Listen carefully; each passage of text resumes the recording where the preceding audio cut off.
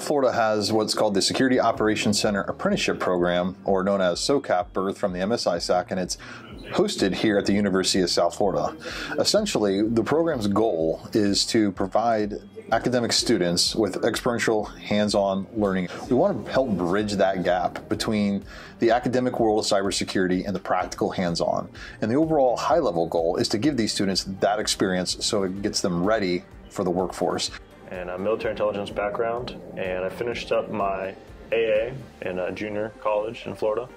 And when I transitioned to USF, I was looking for a cyber security opportunity, and that can be kind of hard in the industry. And Cyber Florida offered me the job, and here I am. I've been here almost a full year now.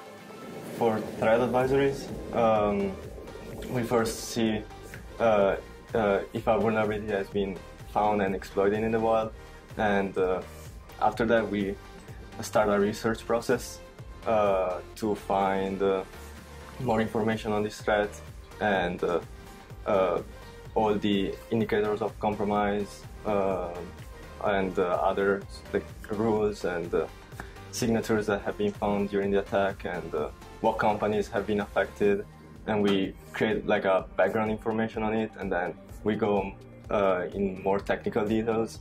We find all the MITRE attacks techniques to identify all the attacks processes, and then we write this report.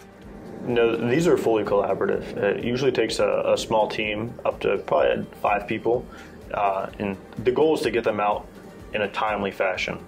A lot of these vulnerabilities can be self-reported or found by other third-party assets, and in order for the information to be relevant, these vulnerabilities move fast, and threat actors can move even faster. So as soon as we can get the TA published, that's time that companies that are maybe affected by this vulnerability have to see the TA and to react to it to prevent having those vulnerabilities exploited in the wild. A day in the life of a cyber SOC analyst student here is, there's no telling what could really happen, right? So we work with the university, obviously, on many different endeavors, from doing what I would call level 1 triage related tickets, identifying malware, identifying odd and suspicious activity, investigating that, and then escalating that up. We also receive alerts from our partner, the Multi-State Information Sharing and Analysis Center, or better known as the MSISAC, and we have tools and technology to help us investigate those network-related alerts as well. The students will take that information and then tug on the thread, as I like to say, and dig as deep as they can on it, and then provide information to the university. So in addition to working with the University of South Florida, we also work with other state and local government entities on a ad hoc, case-by-case basis, to where we may do forensic investigations for them. We may work on certain cybersecurity-related projects. We may review some cyber documentation for them as well. We also sometimes get open source intelligence requests to look up certain indicators of compromise and try to give additional information or add some context to that for those entities as well.